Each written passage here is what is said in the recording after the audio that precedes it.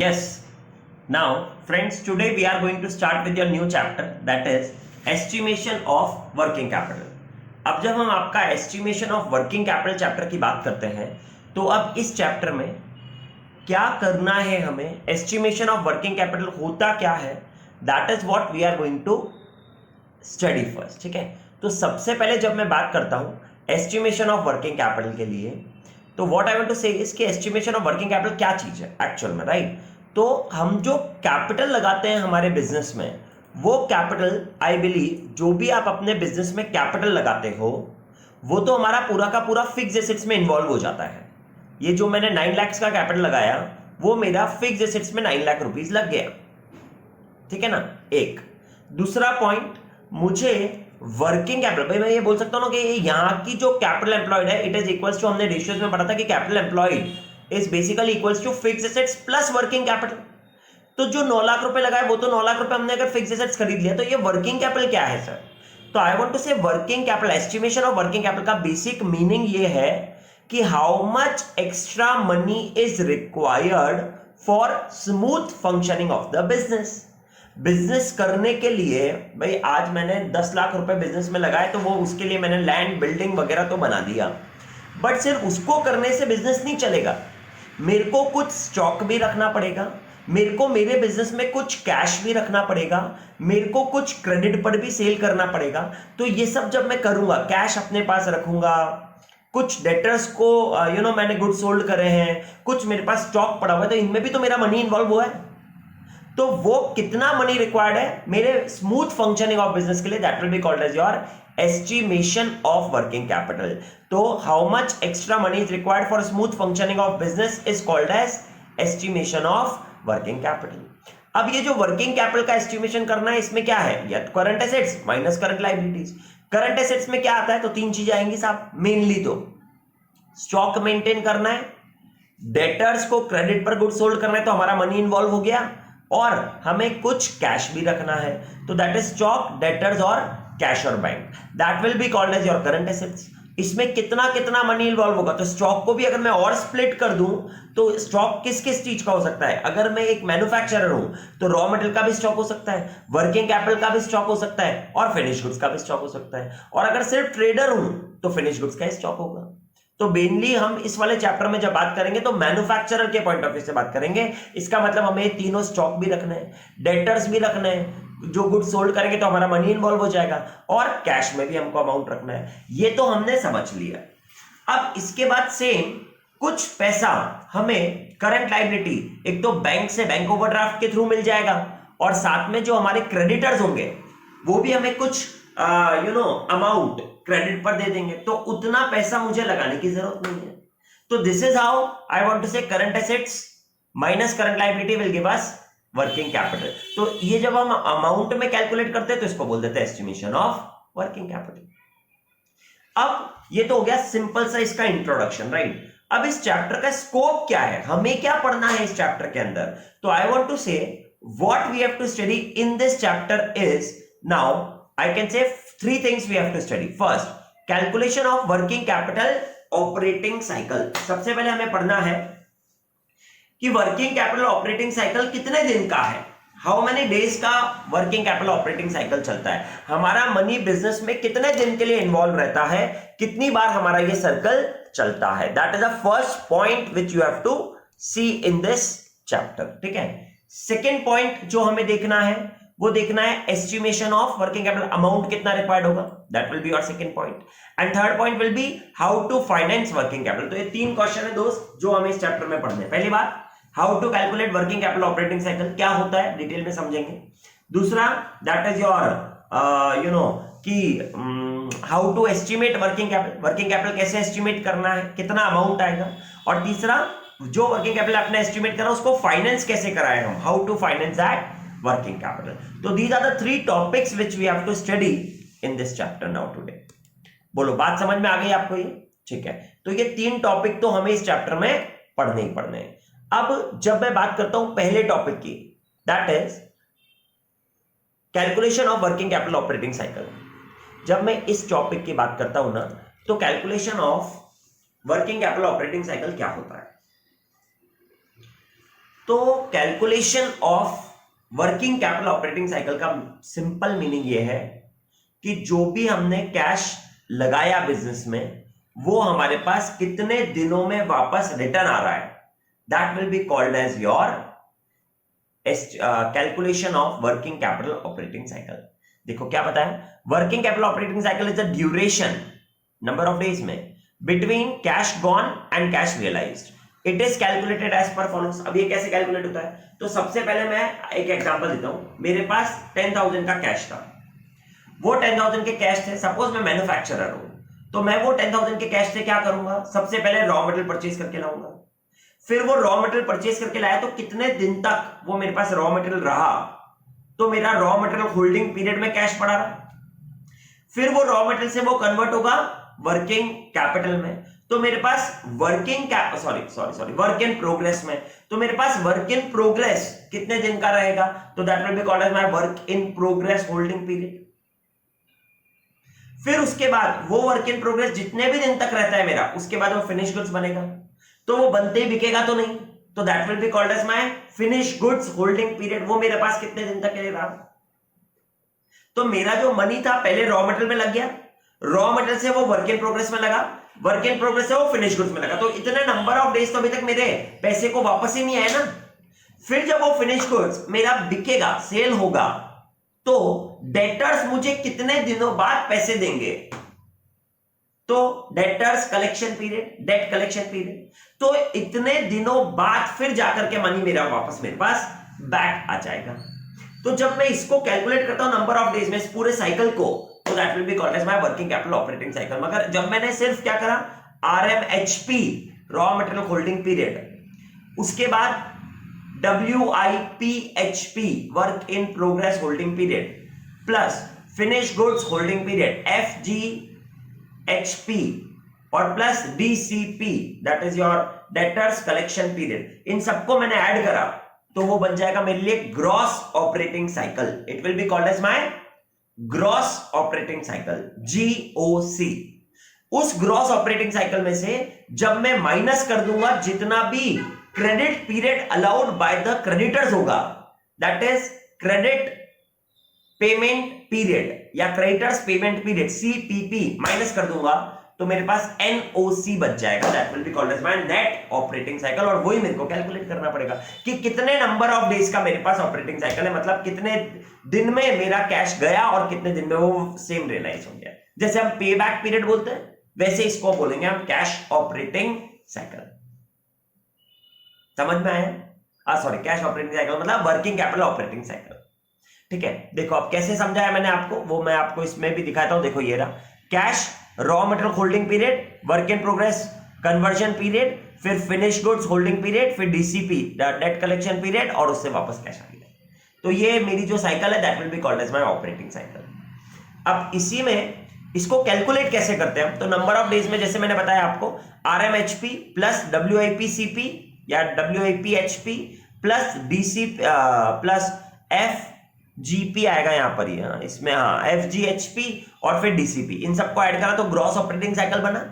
इस gross operating cycle में से हम क्या करने वाले हैं, क्रेडिटर्स पेमेंट पीरियड को माइनस करेंगे तो नेट ऑपरेटिंग साइकिल आ जाएगा। ये हमें कैलकुलेशन करनी है, पहला टॉपिक जो हमें इस चैप्टर में पढ़ना है। अब सर ये कैसे कैलकुलेट करेंगे, RMHP, WIPCP या FGHP या DCP और CPP, तो आई बिलीव फ्रेंड्स ये सब हमने रेशियोज में पढ़ा हुआ है। हम स्टॉक होल्डिंग पीरियड कैसे निकालते थे, तो I believe stock turnover ratio divide by 365 करते थे आप। स्टॉक टर्नओवर रेशियो का फॉर्मूला क्या होता था, स्टॉक टर्नओवर रेशियो का फॉर्मूला होता था COGS या सेल्स अपॉन एवरेज स्टॉक, यही करते थे हम। तो वो जो भी आया उसको डिवाइड बाय 365 करा आपने, तो आपका आंसर आ जाएगा। तो मैं ये बोल सकता हूं कि मैं stock turnover ratio divide by 365 कर दूंगा तो मेरे पास स्टॉक होल्डिंग पीरियड आ जाएगा। अब इसमें मगर 3 टाइप के स्टॉक हो गए ना, रॉ मटेरियल, वर्किंग कैपिटल और फिनिश गुड्स। तो यहां पर रॉ मटेरियल, वर्किंग कैपिटल और फिनिश गुड्स की जब बात आएगी तो रॉ मटेरियल के लिए अलग होल्डिंग पीरियड का फॉर्मूला आएगा, वर्किंग कैपिटल के लिए अलग फॉर्मूला आएगा और फिनिश गुड्स के लिए अलग फॉर्मूला आएगा। अब जब मैं बात करता हूं रॉ मटेरियल होल्डिंग पीरियड, तो raw material holding period is nothing but मेरे पास रॉ मटेरियल कंज्यूम्ड होता है। क्या होता है, raw material consumed. Raw material consume निकलता कैसे, कॉस्टिंग में पड़ा हुआ है रॉ मटेरियल कंज्यूम कैसे निकलता है, तो raw material consumed is nothing but opening stock of RM plus purchase of RM minus closing stock of RM से आपके पास रॉ मटेरियल कंज्यूम्ड आया। रॉ मटेरियल कंज्यूम्ड का मतलब क्या है, वो कॉस्ट में आपने निकाला रॉ मटेरियल जो पूरे साल भर 365 डेज के लिए कंज्यूम होता है। तो आई वांट टू से वो 365 डेज का जो आरएमसी है हमारा, रॉ मटेरियल कंज्यूम्ड है हमारा, वो पूरा 365 डेज के लिए। अब मेरे को यह निकालना है कि रॉ मटेरियल होल्डिंग पीरियड क्या होगा। तो raw material holding period is nothing but मेरा एवरेज स्टॉक कितना रखता हूं मैं, वो नंबर ऑफ डेज में निकालना है मुझे। तो कैसे करूंगा सर मैं इसको, तो I want to say what I will do is, अगर raw material consumed is for 365 days, raw material consumed is for 365 days, तो average stock of raw material for how many days, that will be called as my raw material holding period. Average stock of raw material कैसे निकलता है, average stock of raw material का formula होता है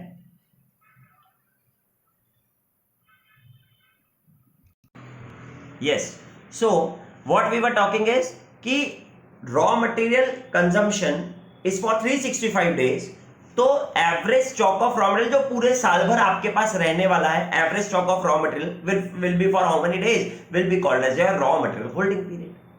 तो formula क्या बना, cross multiply करा अगर हमने, तो फॉर्मूला क्या बना, average stock of raw material multiplied by 365 या 52 या 12 whole divided by raw material consumed will give you raw material holding period। अब यहां पर मैंने बोला average stock of raw material divide by raw material consumed या फिर परचेज, जो क्वेश्चन में अवेलेबल होगा मैं समझाऊंगा अभी आपको वो हमें क्या लेना है, इनटू 365 डेज 12 और 52 करा तो आपके पास रॉ मटेरियल होल्डिंग पीरियड आ गया। ठीक है ना, तो that is the first thing which you calculate raw material holding period। अब हम बात करेंगे work in progress conversion period की या work in progress holding period की। अब work in progress holding period की बात करता हूं तो देखो, रॉ मटेरियल को वैल्यू करते हैं हम रॉ मटेरियल कंजम्पशन के बेसिस पर, तो इसलिए हमने holding period raw material consume के बेसिस पर ही निकाला। अब वर्क इन प्रोग्रेस को आपने कॉस्टिंग में पढ़ा हुआ है साहब, क्या पढ़ा हुआ है सर कॉस्टिंग में, कॉस्टिंग में पढ़ा हुआ है कि वर्क इन प्रोग्रेस किस पर वैल्यू होता है, फैक्ट्री कॉस्ट पर वैल्यू होता है। प्रोसेस कॉस्टिंग आप पढ़ते थे, प्रोसेस कॉस्टिंग में जब आप प्रोसेस अकाउंट बनाते थे तो प्रोसेस अकाउंट में आप सिर्फ 4 ही तो कॉस्ट लेते थे, that is your raw material, direct labour, direct expenses और फैक्ट्री ओवरहेड्स। उसमें कभी भी हम एडमिनिस्ट्रेशन और सेलिंग और डिस्ट्रीब्यूशन लेते ही नहीं थे। तो यहां पर भी वही सेम बात आ गई कि कॉस्ट शीट में वर्क इन प्रोग्रेस वैल्यूड होता है फैक्ट्री कॉस्ट पर, तो यहां पर भी हम फैक्ट्री कॉस्ट के बेसिस पर ही आपका work in progress conversion period निकालेंगे। तो यहां पर जब मैं बात करूंगा तो बट जब हम एफएम में थोड़ा सा बात करते हैं तो मेनली फैक्ट्री कॉस्ट आना चाहिए, बट अगर आपके पास फैक्ट्री कॉस्ट नहीं है तो आप उसको किस बेसिस पे ले लोगे, तो आप उसको कॉस्ट ऑफ प्रोडक्शन या सीओजीएस के बेसिस पर ही निकालोगे वर्क इन प्रोग्रेस को ही। तो आपका वर्क इन प्रोग्रेस का फॉर्मूला वापस से वही सेम कि average stock of work in progress कितना रह रहा है, whole divided by cost of production जो पूरे साल भर का है मल्टीप्लाइड बाय 365, 52 या 12। जैसे अभी आपने रॉ मटेरियल के लिए करा वैसे वर्किंग स्टॉक के लिए भी हो जाएगा, वर्क इन प्रोग्रेस के लिए भी हो जाएगा। तो that will be average stock of work in progress divide by cost of production या cost of goods sold, factory cost ही होना चाहिए वो, बट अगर आपके पास फैक्ट्री कॉस्ट अवेलेबल नहीं है तो आप एवरेज कॉस्ट ऑफ प्रोडक्शन ले कॉस्ट ऑफ प्रोडक्शन ले लोगे जो साल भर का है मल्टीप्लाइड बाय 365, 12 और 52, तो आपके पास work in progress holding conversion period भी आ गया। इसी के सेम बात जब मैं बात करूंगा तो फिनिश गुड्स होल्डिंग पीरियड निकालना है साहब। अब फिनिश गुड्स होल्डिंग पीरियड कैसे आएगा, तो आई वांट टू से फिनिश गुड्स होल्डिंग पीरियड किस पर वैल्यू है, वापस से वही कॉस्ट ऑफ प्रोडक्शन या सीओजीएस पर ही। तो हम अगर कॉस्ट ऑफ प्रोडक्शन, भाई यहां पर भी कॉस्ट ऑफ प्रोडक्शन अवेलेबल नहीं है तो सीओजीएस ले लेना, बट अगर दोनों अवेलेबल है तो वर्क इन प्रोग्रेस के लिए तो आप लेना कॉस्ट ऑफ प्रोडक्शन और फिनिश गुड्स के लिए आप लोगे सीओजीएस, ये मेन है। फिर अगर वो अवेलेबल नहीं हुआ तो सीओपी आपका सीओजीएस है। ऐसे ये मेन है कॉस्ट ऑफ प्रोडक्शन, ये यहां पर नहीं हुआ वर्क इन प्रोग्रेस के लिए तो सीओजीएस ही आपका सेकेंडरी ऑप्शन आ जाएगा। हाँ, तो ये वाली बात ध्यान रखते हुए हमें निकालना होगा। तो फिनिश गुड्स का होल्डिंग पीरियड जब निकालना है तो average stock of finish goods divide by COGS main, अगर वो अवेलेबल नहीं तो COP मल्टीप्लाइड बाय 365 52 और 12। ये तीनों आपके पास, ये तीनों आ गए, RMHP आ गया, WIP CP आ गया और FGHP आ गया। इसके बाद DCP निकालना है तो वो तो डेट कलेक्शन पीरियड का आपको फॉर्मूला पता ही था। डेट कलेक्शन पीरियड का फॉर्मूला क्या होता है? Debtors turnover ratio divide by 365। और डेटर्स टर्नओवर रेशियो आप कैसे निकालते हो? तो डेटर्स टर्नओवर रेशियो आप निकालते हो credit sales divide by average debtors. तो यहां पर हमने बस उसका उल्टा कर दिया। तो आपने क्या करा? Average debtors divided by credit sales into 365, वही सेम आ गया। देखो, average debtors into 365 into 12 into 52 divide by credit sales will give you debt conversion period. और सेम क्रेडिट पेमेंट पीरियड निकालना है, that is your creditors payment period. तो वही same average creditors divide by purchase, credit purchase into 365, 12 और 52. That is how you will calculate your working capital operating cycle. अरे बहुत simple सी बात थी। बोलो, समझ में आई आपको ये? ठीक है। तो now what we are going to see is we are going to see question number 8th of your this chapter, right? अब हम आपका इस पे question number 8th चेक कर लेते हैं एक बार। चलो, let us see this question number 8th now. 8th, 9th, 10th इसी बेसिस पर है। तो let us read this question number 8 now. क्या गिवन है आपको? From the following information extracted from the books of a manufacturing company, compute the operating cycle in days, period covered 365 days, average period of credit allowed by supplier is 16 days. पहले से आपको average period allowed by suppliers तो बताइए 16 days का। तो average debtors outstanding बता दिया 480,000 rupees in thousand है, तो यानी वो 4,80,000 हो गया। फिर रॉ मटेरियल कंजम्पशन भी आपको बता दिया, ठीक है ना?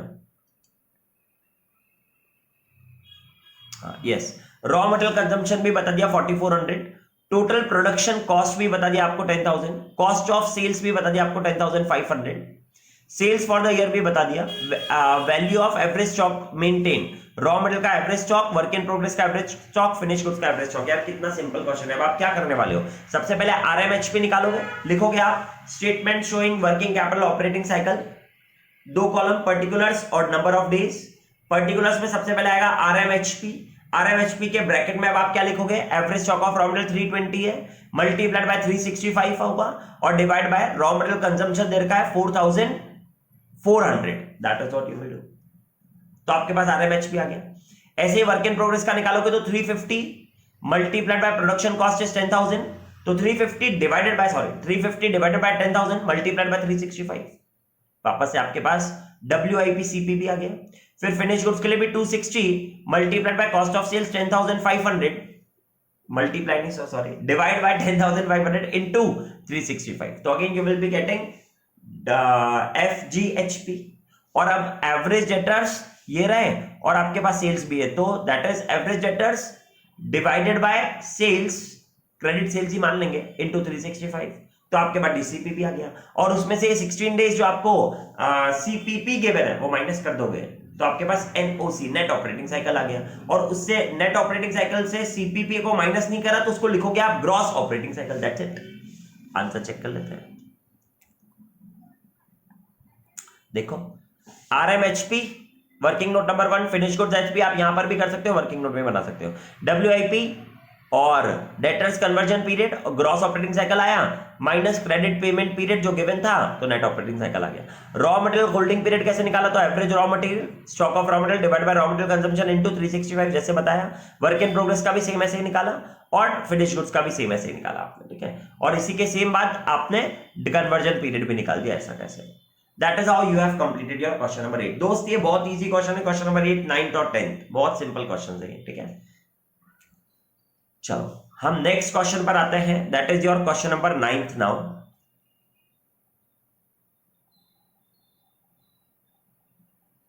चलो let us read this question number 9th now. From the following data compute the duration of operating cycle for each of the 2 years and comment on the increase और decrease. कि ऑपरेटिंग साइकिल के number of days बढ़ रहे हैं या operating cycle के number of days कम हो रहे हैं, ये आपको कैलकुलेट करना है। सबसे पहले वापस से आपके पास वही stock of raw materials given है, रॉ मटेरियल का 2027, वर्क इन प्रोग्रेस का 14 और 18, ये थोड़ा सा ऊपर नीचे ध्यान रखना, फिनिश गुड्स का 21 और 24, परचेज आपको गिवन है 96 और 135, कॉस्ट ऑफ गुड सोल्ड आपको गिवन है 140 और 180, सेल्स आपको गिवन है 160 और 200, डेटर्स आपके पास है 32 और 50, और क्रेडिटर्स आपके पास गिवन है 16 और 18। ठीक है, तो ये सब आपके पास स्टॉक भी गिवन है, वैल्यूज और डेटर्स और ये सब भी गिवन है। Assume 360 days per year for computational purpose. ठीक है दोस्त, अब देखो, अब इस वाले क्वेश्चन में ये क्यों एक्स्ट्रा क्वेश्चन आपको 2 साल के लिए गिवन है, क्योंकि इसमें आपको थोड़ी सी बात मुझे ये समझानी थी कि अगर हमारे पास 1 साल का इंफॉर्मेशन होता या 1 साल के लिए कैलकुलेट करना पड़ता तो आप एवरेज निकाल करके कर सकते थे, जैसा अभी क्वेश्चन नंबर 8 में करा था। बट यहां पर ना दोस्त, आपके एवरेज अगर आपने ये फर्स्ट ईयर के लिए निकाला दोनों को ऐड करके, तो सेकेंड ईयर के लिए भी दोनों को ये ऐड करके नहीं आ सकता है। तो यहां पर हम एवरेज की जगह डायरेक्टली ये जो पर्टिकुलर ईयर का इंफॉर्मेशन है, this divided by raw material consumed या परचेज इनटू 365 कर देंगे। ऐसे ही सेम हम वर्क इन प्रोग्रेस के लिए पर्टिकुलर का ही लेंगे, जितना भी इसमें गिवन है, divide by cost of goods sold, ये तो कॉस्ट ऑफ गुड्स सोल्ड ही ले लेंगे। ऐसे ही फिनिश गुड्स का भी कर देंगे। मतलब हमें इसमें एवरेज निकालने की जरूरत नहीं है, क्योंकि हमसे 2 साल का पूछा है और हम 2 साल के लिए, 1 साल के लिए तो एवरेज आ जाएगा, मगर दूसरे साल के लिए एवरेज नहीं आ पाएगा। तो therefore you will take particular years information to calculate. सबसे पहले आरएमएचपी।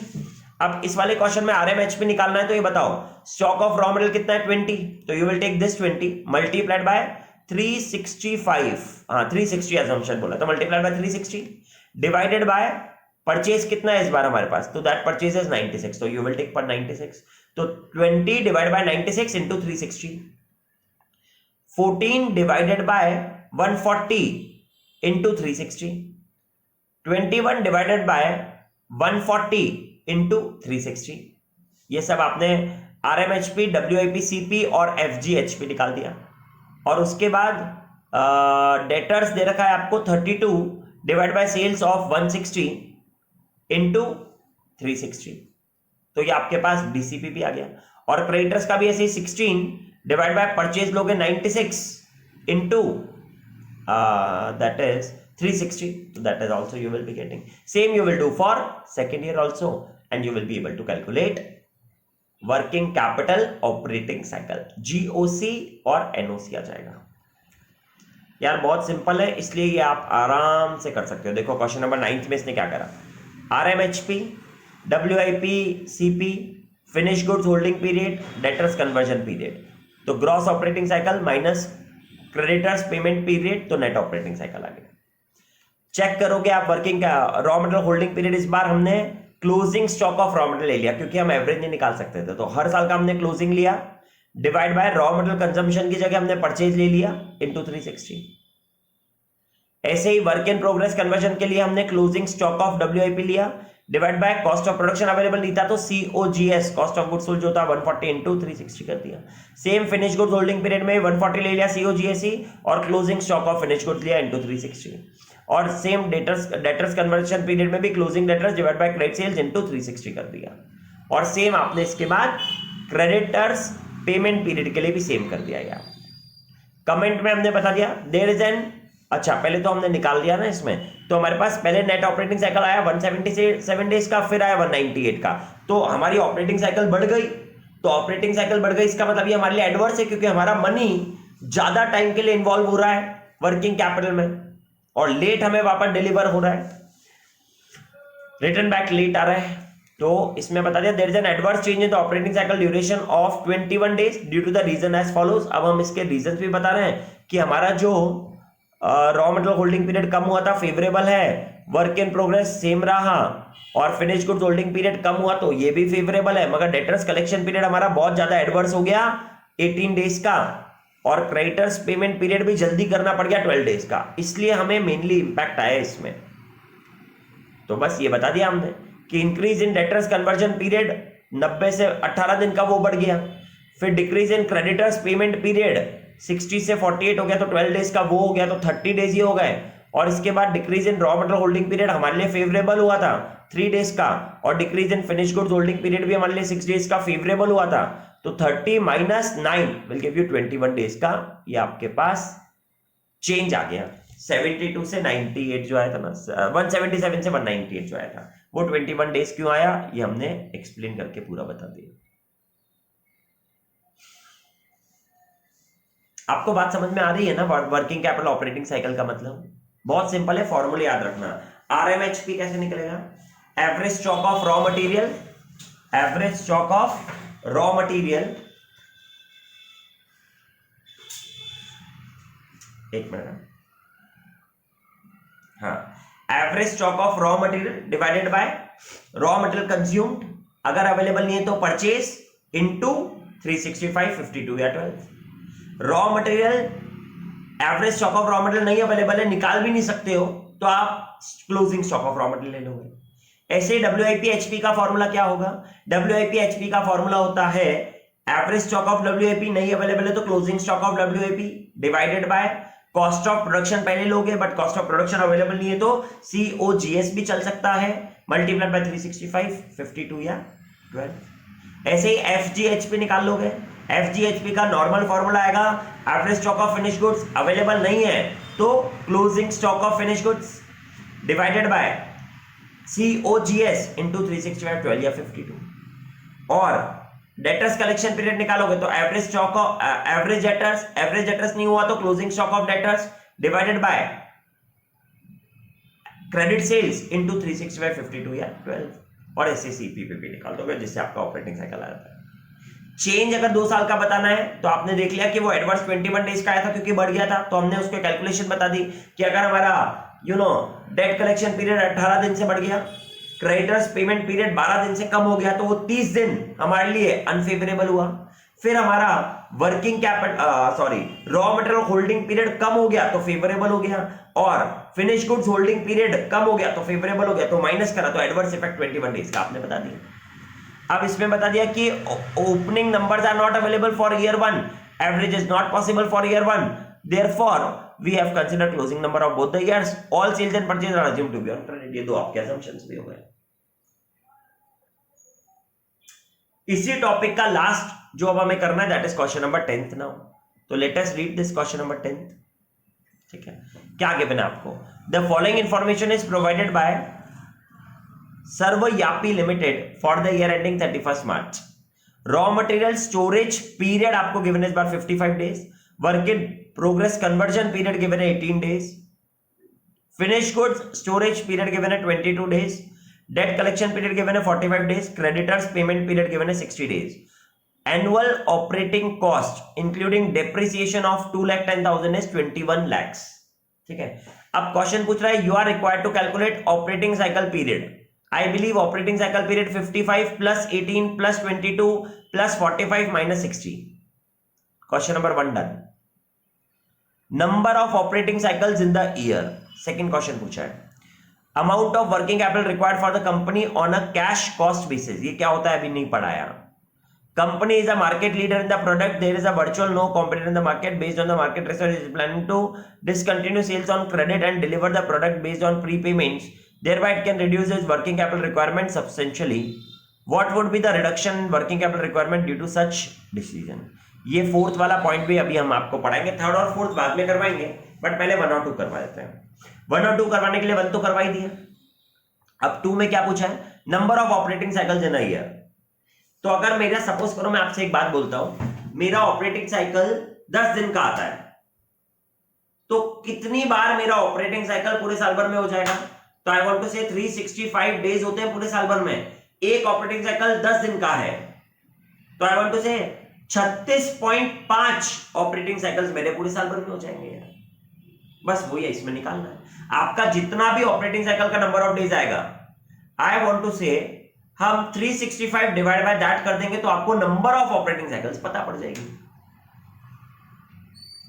हम वो नहीं करते थे क्या, आप EOQ निकालते थे और EOQ निकालने के बाद हम A अपॉन Q करके नंबर ऑफ ऑर्डर्स निकालते थे, वो यहां पर भी कर रहे हो आप।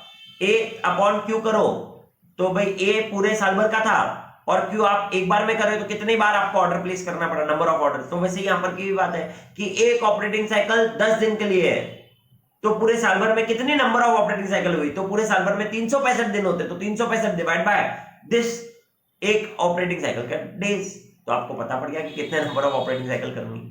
तो ये तो आपके क्वेश्चन नंबर 2 का आंसर हो गया। अब थर्ड और फोर्थ नेक्स्ट लेक्चर में मैं आपको पढ़ा दूंगा, आप यहां तक पहले कंप्लीट करके रखो, ठीक है। चलो, थैंक यू वेरी मच।